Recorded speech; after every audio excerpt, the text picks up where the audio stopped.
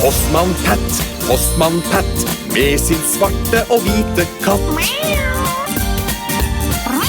Alltid tidlig ute, på sin postmannsrute, har han all posten med seg i sin bil.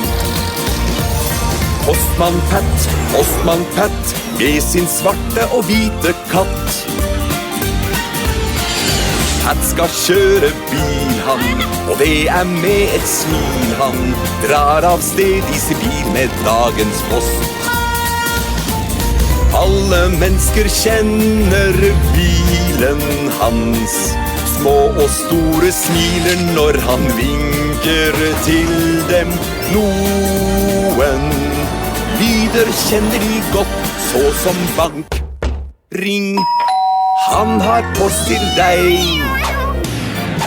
Postmann Pat, med sin svarte og hvite katt.